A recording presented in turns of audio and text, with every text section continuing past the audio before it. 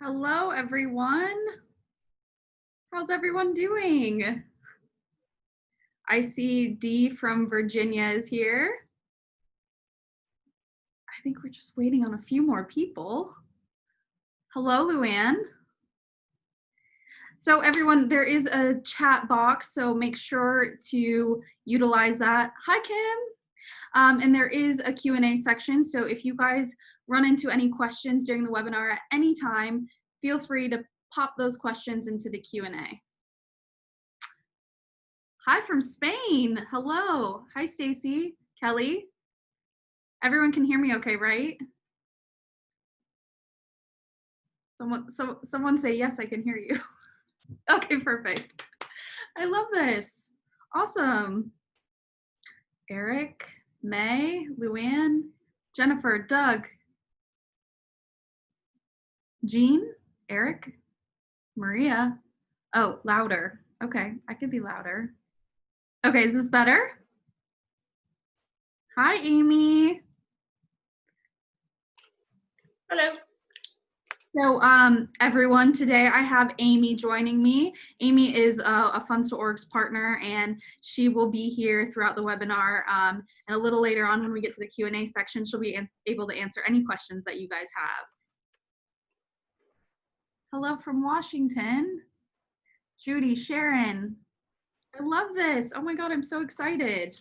Okay, so we're gonna go ahead and get started. It is 3, and this will be recorded for anyone that wants to see this later. This will be recorded. I'm also going to be sharing my screen here in a little bit, just as we go over our top 10 favorite fundraisers. But just to get started, I wanted to introduce myself. In case you haven't met me before, my name is Kristy, and I am the VP of Marketing here at Funds2Orgs. If you've seen me before, it may have been in some of our fundraising videos. We do put out Facebook Lives and different videos offering fundraising tips for nonprofits and schools, different organizations all the way around. Anyone we work with, we try to provide tips and ideas beyond what Funds2Orgs is. So, hello, Charlene, Max, Takeda? I hope I said that right. Judy, Marsha, Max. I love this. Okay, great. So today we're discussing virtual fundraising in 2020. Obviously, we're living in very wild times right now. And so we wanted to put together a webinar all about our top 10 favorite fundraisers. So as we go through this, if you have any questions, like I said, be sure to use either the chat box or the Q&A section. I see that there's already a question here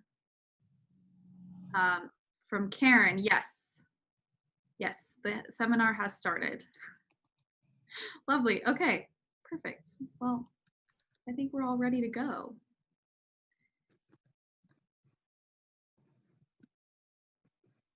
Alrighty, so I'm gonna go ahead and share my screen with you guys, and we're just gonna dive in. The topics we'll be covering today are the top 10 favorite virtual fundraisers, as well as the best social media platform to advertise your virtual fundraisers.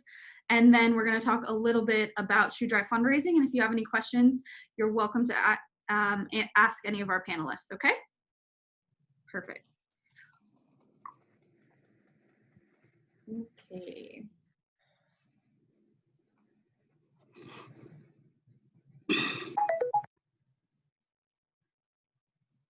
Everyone can see my screen, right? Okay, I hope so. All right, let's get going. First, the reason we're talking about virtual fundraising is because I know, as all of you guys want to take back control of your fundraising goals. So that's what we're here to talk about today. I am getting some kickback. Let me just make sure. Okay. Perfect. All right. So moving on, how has your fundraising been impacted this year? Obviously, we all started the year off great. 2020 was going to be our year, and it's taken a downward turn, but we're here to talk about ways that we can get back up and get back to reaching your fundraising goals. So let's get into it with our top 10. So number 10 is going to be an online contest or competition. This is a very fun one that I saw. This one was an art contest, actually a chalkboard art contest. And you can actually follow them too if you're interested. There's a little @ symbol. And I'll email this out as soon as this is over. But online competitions, they're super fun. You can either ask your artists to pay to enter, or you can ask your voters to pay as they vote. Some ideas include photography contests, costume contests, essays, art, drawing, and this can be anything related to what you guys are doing as well. Number 9, our social media takeover. This is definitely one of my favorites, obviously. As I work in marketing, I love taking over other platforms, social media. So here what you do is you want to ask a corporate partner or a community organization to donate a social media profile. I've seen this done really well, but the key is partnering with someone that has a very good social media presence and who has thoughts and beliefs that are aligned with what your organization or group is doing, or they support you already. So this is great if you already have an active fundraising campaign. Things you can do is show behind the scenes footage, either at your headquarters or of your group. If you have a marching band, let's say, you want to show them practice of that. And then the other thing I think is super important is utilizing all aspects of social media. So obviously we all know there's posts and there's feeds. Now the big thing is Instagram stories and Facebook lives. Make sure to utilize all of those tools and write your content ahead of time. So before this day comes, make sure you have some stuff planned out, write your copy, have some photos planned, and then if you want to do some fun live stuff, hop into that, but make sure you kind of have an idea and strategy planned for when you take this over. And then be sure to link back to your group or organization's social media profiles with your handles as well. Awesome. Okay, let's move on to number 8. Make sure you guys are writing any questions in if you have any. So number 8 is an online auction or happy hour. I actually attended a happy hour for a local organization, and so sorry guys, do you hear this kickback? I'm so sorry. This one is really fun. You can partner with a local bar or restaurant. Obviously a lot of restaurants and bars are still in their phases of opening up. Some are still closed. So you could do this at home or at your headquarters and invite a local bar or restaurant to have a bartender teach the attendees how to make cocktails at home. The one that I attended, we did martinis and Moscow mules. Now I already knew how to make it, but I thought it would be a fun idea. So I joined in to help this local organization out, and it was a very fun night, and I highly recommend it to anyone else that is super interested. But the key for getting your donations at this event is having an online fundraising page set up ahead of time, or even a text to give. So that way, while the bartender is speaking and while you guys are answering any questions to your attendees, you can easily do a text to give in the meantime. And get the string up there, have 5 tables. Pull the string up and hopefully. Donation matching drive. Secure a match from a company or major donor and advertise the match in your email campaign. So this is an example here for the donation matching drive. This is for every $1 you donate, you will get $2. This is just an example email so that you guys know. But essentially the thing here is to leverage something with a major donor or a corporate partner and go from there. All right, next is a virtual movie night or Netflix party. I don't know if any of you guys have tried this out yet, but Netflix party is my absolute favorite. Me and all my friends have definitely utilized it throughout this entire quarantine and everything going on. So the way an organization can do this is to host either like a Facebook watch party, a Netflix party, or a virtual movie night find a movie or documentary. Maybe it's a new movie, or maybe it's a documentary that aligns with your values or what your supporters would be interested in. And then set up a fundraising page ahead of time, or a text to give campaign ahead of time, and then go from there. Perfect. And then next is another favorite of mine, a paint and sip night. Paint and sip nights are great. They can be adapted to virtual campaigns as well, or in person. I know that some places are starting to open back up. So for the paint and sip night, really all you have to do here is partner with a local artist or a paint and sip place. I know we have a Painted with a Twist here in Orlando that's right by. We also have another local studio called the Drip Art Studio. That one's a lot of fun. So getting with these local stores, or you can even do like a local pottery. I know there's some local pottery places in a lot of cities. Partnering with them and putting together an event night, and either doing it virtually through online and an online giving platform, or now that places are starting to open back up, utilizing that as a fundraising campaign. Number 4, host an Ungala. Ungala has been trending a lot recently, but an Ungala is basically a peer-to-peer fundraising campaign. It's all done online. I have seen some Ungalas where they basically take a gala event and they just make it less formal.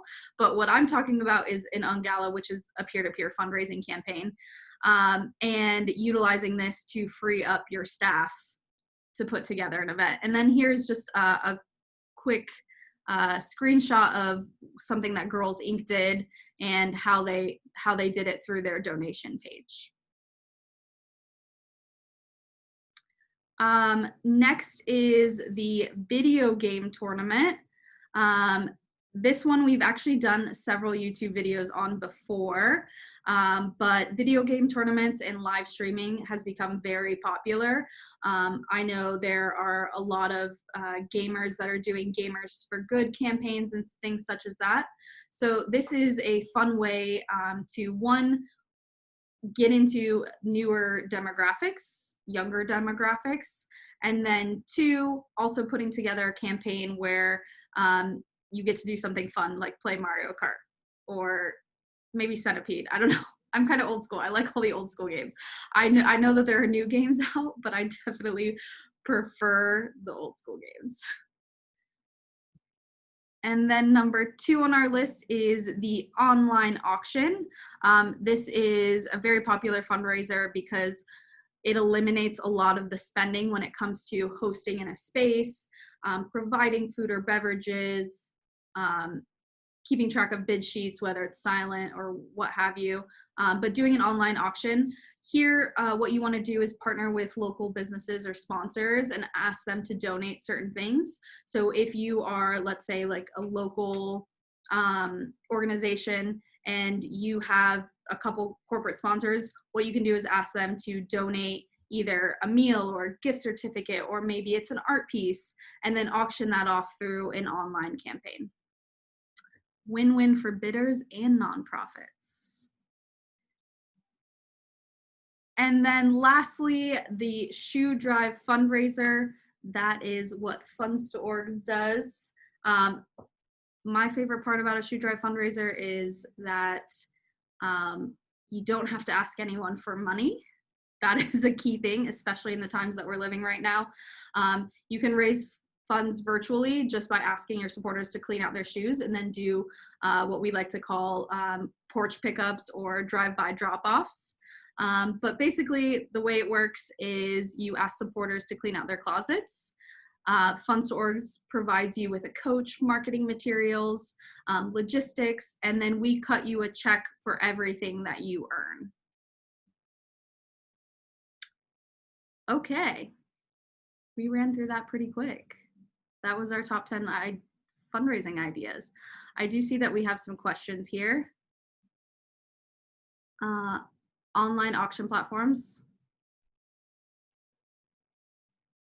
Okay, let me go ahead and answer some of these questions while we're getting started. Are you going to deal with how to get money by text? Yes, there are platforms that you can subscribe to that allow you to set up bank accounts that link with the Text to Give campaign. What I'll do is I will put that in this deck that I send out, so that way you guys have some resources there.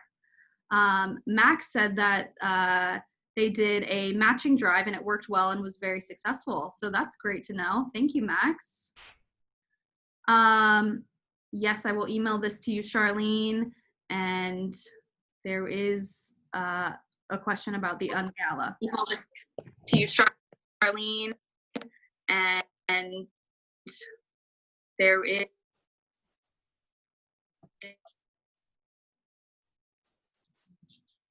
is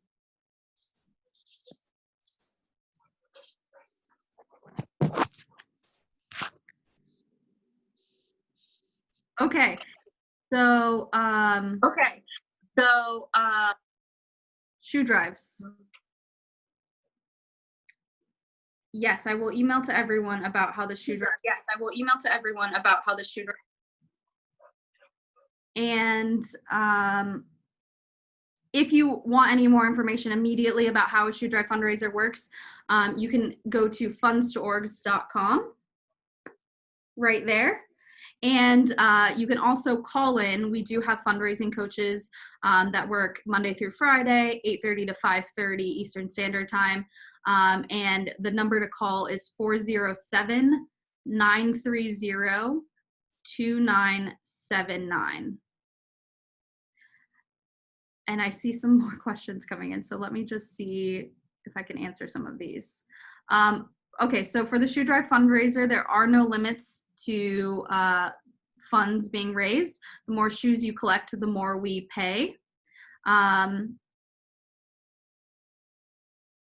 Taylor, could you be more specific about what you're looking for there in the Q&A section? And then I'm gonna go ahead and let our panelists talk a little bit about their experience with the shoe drive fundraiser, and then you guys go ahead and keep asking questions, and then we'll loop back for a second round of Q&A. So I have here Dolores, and I've got Amy, and possibly Kimberly. But Amy, if you want to hop on, and then Dolores, if you want to answer any questions, or just give us a rundown of how you found out about shoe drive fundraising and how did it work for you, your group. I'll go ahead and start. So I'm a choir teacher in Ohio, and I work in a school that has 100% free and reduced lunches, and wanted to take a trip to Chicago with that group, with the choir, and obviously that costs a lot of money, and my students are not really able to put the money in themselves, and so we needed some different unique fundraising ideas, and I was looking for things that didn't require them to sell things, because selling is not really that much easier for them than just being able to write a check for the amount that they would have to pay for the trip.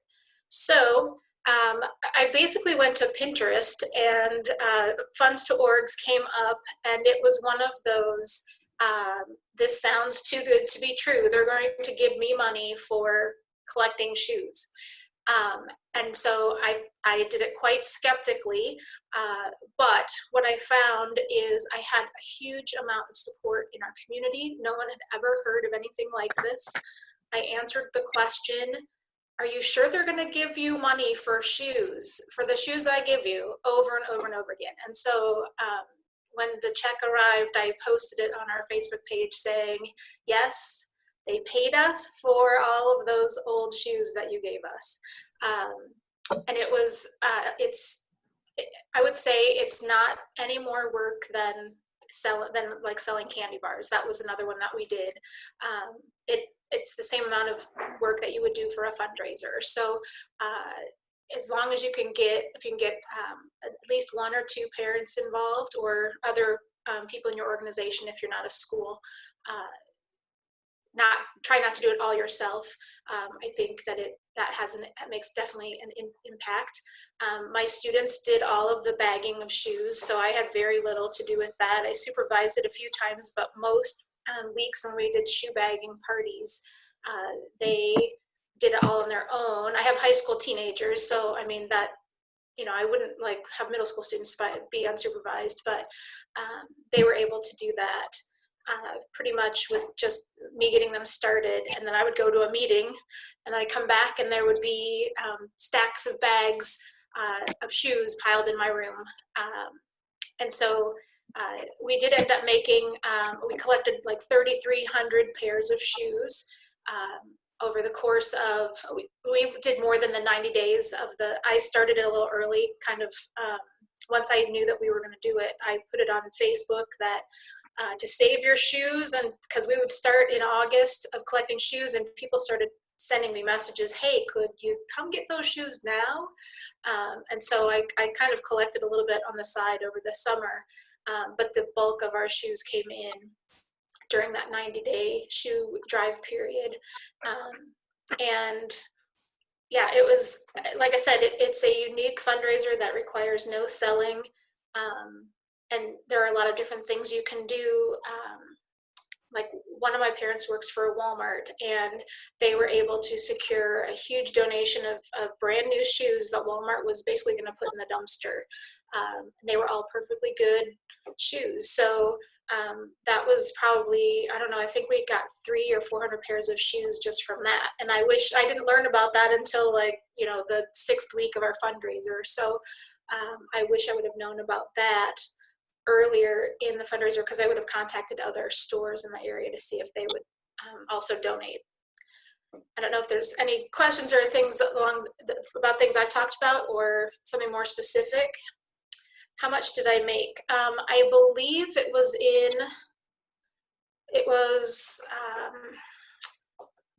trying to remember. I did a lot of fundraisers this year. I think it was around $1,500. That sounds about right. And what are how did I, so they didn't, the way that Funds to Orgs work, and I will say, Kristy, right? I'm not, yes, okay. She mentioned that you would have a partner from Funds to Org. I worked with Jim. He called me usually about once a week, and we would just talk about ideas for how to, increase the collections and that sort of thing, make sure I was on track. But ultimately, when our fundraiser finished, Funds to Org sends a truck to pick up your shoes. And so you don't have to, there's no mailing, there's no cost to you. They send you the bags, they send you the rubber bands, they send you all of the stuff you need, and then they send the truck to pick them up. Let's see, where were you? The check is based on the number of pounds, I believe. Yes, yeah. we pay by the pound, and the reason for that is because when the shoes get overseas, they are bought by the pound. In order to simplify it for our micro enterprise partners in developing countries, we pay by the pound over here and we sell by the pound overseas. There was no startup cost to me. I just had to sign the contract saying that we would do it. And I believe the first kit is free, and they send you like 50 bags and rubber bands for that, because you have to rubber band the shoes together and then put them into bags of 25. But we got all of our supplies free. We never had to pay for any of the extra kits because we filled 100 bags, which was over 100 bags. So the goal is 100 bags, and every time you hit a certain level, you could order more supplies, and they would send them very quickly. I never was short supplies for like the bags and the rubber bands. I don't know how much it was per pound. We pay 40 cents per pound. So the average shoe usually weighs a pound to 1.2 pounds, depending on the size of the shoe. Obviously, men's shoes are going to weigh more than a child's shoe. But we accept any shoe as long as it's gently worn, used, or new. And so for that, we say any season, any style. It could be boots, it could be sneakers, flats, heels, running shoes, any of that, as long as it's, you know, gently worn, used, or new. And something I will say, because I do get this question a lot from runners, runners have a different idea about when they're done with the shoe than how people in developing countries view shoes. So runners typically will put about 300 miles on a running shoe and then they're done with it. Those shoes still hold another 300 miles of value to someone in Haiti who's using that shoe just to walk to work or to their school or what have you. So when runners in America are done with shoes, there's still a lot of life left in them for our micro enterprise partners. And I would say, as part of like our advertising or marketing of the fundraiser, I stressed over and over that they should be gently worn. I did encourage kids to, as we were putting them in bags, to really be considerate of, you know, is it very dirty? Like there were some people, you know, donated things that were not wearable anymore, so we weeded those out. There were some that were like super muddy and grassy, and I just kept those to the side and decided at the end whether or not I needed to clean them up so I could send them, or if we could just, you know, put them into the trash because they were really bad. But some of them came in and just needed to be wiped off a little bit. But for the most part, I would say I might have thrown away an additional 50 pairs of shoes total, because they either weren't wearable or they didn't have a mate, or they just were like in really bad condition, like dirty. But for the most part, people were really generous with their shoes. And like I said, this hadn't been done in our area before. And so we had, I mean, a huge amount of support. We put collection boxes at the bowling alley, the local bowling alley, and that was like, I think every week I had like a huge U-Haul box that goes up to about my waist or maybe a little higher. It was full every time we went and picked up shoes from them. So and they publicized for us. We put it all over Facebook. People shared our posts about it. We posted at least once a week just saying, hey, don't forget to bring your shoes. People dropped them off at the school. Kids were asking neighbors. We got lots of shoes that were still like brand new, still in boxes that people had bought. So, I mean, it was, like I said, it's if it's not been done in your area, it's a great way to just to make money without selling anything. Yay! That's what we all love to hear. Yes. Dolores? Yeah, hi. So I'm from Girls on the Run and in the Poconos, so Pennsylvania area. And we've been doing this shoe drive probably, I think we're going on our 7th year. And we just learned little by little. So the first year we put out boxes and we started slow. We run it August until Thanksgiving. 6 years later, now we developed a really good system. Kim, that does the fundraising for us, who couldn't be on today, she developed a really good system. She works for also a pharmaceutical company. So she had those big barrels that product comes in that they no longer use. So we use those big blue barrels for our shoe collection. So we used to use boxes and we went to the barrels, and then we had a local printer make a banner that went around the barrel to say exactly what we were collecting, gently used shoes for the organization and what we were collecting, anything that goes on your feet, we were collecting. And then we put them out in different businesses where people frequent. So we did banks, we did gyms, health clubs, certain stores, we did some doctor's offices. Some schools only kept the barrels for like 2 weeks. They did a shoe drive for 2 weeks. Certain companies just kept it for a couple of weeks, but mostly everybody kept it for the 3 months.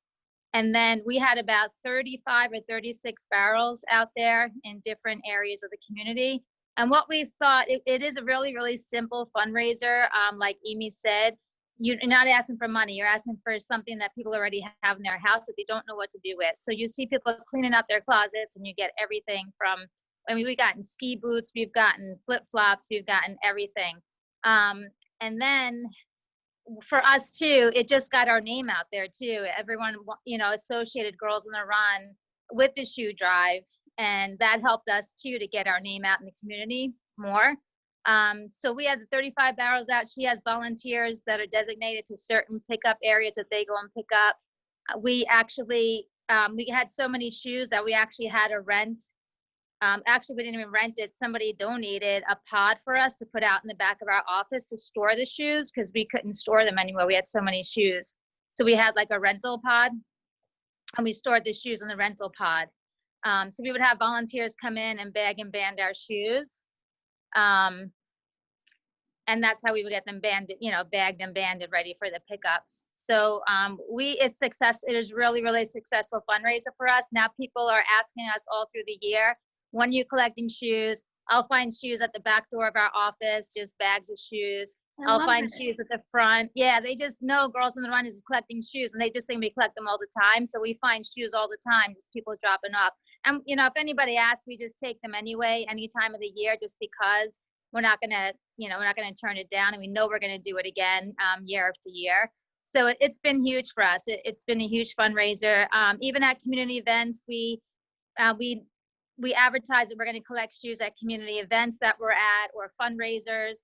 And Girls on the Run, 31 Bags is a national partner of Girls on the Run, and they give us totes every year. So for us, we use those as an incentive, that if somebody brought in 10 pairs of shoes, we would give them a free 31 tote. And that had been really helpful too, just to give something. I mean, they're not giving money, they're giving their old shoes and they're getting something. So yeah, so we had some really huge success with the shoe drive, and I recommend if anybody, just do it. I mean, it's just really, really a good fundraiser. Yay. Thank you, ladies. That was amazing. I love hearing from our partners. Okay, so there's a few questions that came in while you ladies were speaking, so I'm gonna see what I can answer. So we offer the Fun Storage Shoe Drive fundraiser in the lower 48 states. We do not have programs in Alaska, Hawaii, or Canada, and that's just solely because of logistics. We're always actively looking on how we can get into other markets and offer this no selling fundraiser in other places, but logistically speaking, we haven't quite gotten there yet. So we do it all over the US in the lower 48 states. There are some states, there's a couple that are up near Canada where we do have different programs that we offer just because of where it's located. But for the most part, we offer shoe drive fundraisers everywhere. And then there was a question here about who gets the donated shoes, because I'm sure Amy and Girls on the Run, Dolores, you guys get this question all of the time. So I wanted to speak just a little bit about how the shoes work, in the sense of once they leave your nonprofit and your organization, where they go to. So once we pick them up from you, we take them and we weigh them, and then we immediately ship them overseas and we sell them to micro entrepreneurs. So some of the questions that might come through after I answer this will be, why don't we give them away in the US? Well, one reason, just to get ahead of it, is because what we're doing is providing a hand up, not a handout overseas. And we're providing funds to local organizations such as all of yours at the local level by buying the shoes from you. We sell them overseas because 70% of the world's population relies on gently worn clothing and shoes and textiles from places like America. So these developing countries, there's families that all they do is sell these in their markets. And yes to Connecticut, yes to your question, Taylor. But yeah, so the micro enterprise model, it's a very interesting model. We have over 4,000 micro entrepreneurs and families that sell our shoes. We're in 26 different developing countries, places like Haiti, Honduras, Ghana, We have some over in Eastern Europe as well, but we have 26 different countries, and our micro enterprise partners are amazing. If you follow us on any social media accounts, you'll get to see some of them, because we do get some photos of the markets and, you know, what it's like to have a pair of shoes travel from here in America all the way over to another country where they're helping provide funding to these families. One of my favorite stories is about one of our micro enterprise partners that we have a photo of her framed in our office, but she was living off of $2 a day. And when she started selling our shoes in her local market, she was able to buy a house and put her son through college, living in Haiti. And that is just an incredible story. And I'm just so thankful to all of our partners like you guys and everyone that works with Funds to Orgs, because we're able to provide them with a hand up, not a handout. Well, and I would also say, Kristy, that one of the things that Funds to Org provides for your collection is all kinds of publicity materials, marketing materials that you can put out on your social media or whatever. So tons of great pictures and of the shoes actually being sold and that sort of thing. So I would say that of all the fundraisers I've done in the last 10 years, this one has probably been the one that has provided the most assistance in making the fundraiser successful. So thank you to Funds to Org. You guys are awesome. So you guys, I have a special guest. Our president of Funds to Orgs is joining us. This is Tom. Good afternoon, everybody. So you may have seen Tom if you've ever registered for more information on our website. You may have seen him in some of our videos, but Tom is our president and he jumped on to say hi. We appreciate everybody joining in today, and I hope you learned a lot about virtual fundraising ideas. I know Kristy did a great job at what she does, so thanks for being here. Yay! Okay, so yes, the program's just for the US. No, we're not in Hawaii. There are no limits. You can collect as many shoes as you want, and we'll pay you as much as you want, as much shoes as you want to get. Tips for storage. Oh, we have a tip from Susie. She said, we did this in the past and the shoes took over her personal garage for months. So thank you, Susie, for doing this and utilizing your personal garage. Kim was letting people know about how the logistics works. And then, does Funds to Orgs offer any other fundraising projects that benefit micro entrepreneurs? Not at this time. We're focused wholly on footwear because that's one of the key products that people need in the micro business field, and it's what we do best. Yay! A lot of people are saying hi, Tom. Are there laws prohibiting? Were any methods of fundraising discussed in the first piece of the webinar, or is this only covering Funds to Orgs? Maya, we covered 10 different virtual fundraising ideas, and as far as that goes, I will email this out to all of the registrants. I did see a couple comments that people were struggling to get on. I think there was something that happened with the Zoom webinar room. So don't worry, I will email out the beautiful PDF I put together about all of the fundraising ideas and the things we discussed, as well as a copy of this webinar. Are there any other questions before we wrap up this fundraising Friday? I did see, Kristy, on one of the questions, it asks how long has Funds to Orgs been doing the donation program? That's a question I have too. Yeah, we started the business in 2013, and so we just celebrated our 7-year anniversary, and we're headlong into the 8th year. Yay! Yeah, actually, one of our first partners that we collaborated with, they raised $42,000. Absolutely.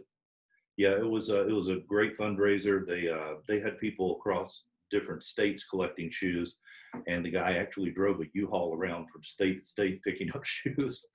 He was committed. That's what we love to see. Thank you, Brenda. Thank you for joining us. You're amazing. Gordon asked, what are some lessons learned from virtual silent auctions? I actually have not done a virtual silent auction. Amy, Dolores, have you guys done a virtual silent auction yet? Nope. Yeah. Sorry, muted. No, we haven't. Yeah, unfortunately, I haven't done one of those either. So I can't offer anything besides try out the idea. But there are some tips in the PDF that will have a little bit more information and links to help you guys out with that. Do you have anything else to add, Tom? No, just we appreciate you taking the time to join us today. I hope you take something away of value, and you know, we just look forward to being in touch with you in the future. Yay. Well, thank you, panelists, for joining me today. I appreciate you guys taking your time, and thank you to everyone that has been on here. You guys are amazing. Thank you for joining us. Puppy. I know, the puppy's been joining us this whole time. This is what brings joy to me. That's it. It's the dogs. That's the good stuff. But I will email this out to all of you guys. We are going to be doing more webinars, so I have actually gotten some emails. So you're welcome to email me, Kristy at LC Enterprises, and that will be in the PDF in case you want to reach out. If you have any other things that you would like us to talk about, obviously we're a shoe drive fundraising company, but we want to provide the most value and information we can to all of our nonprofit partners, and we hope to work with you guys in the future. So thank you everyone for coming. Bye.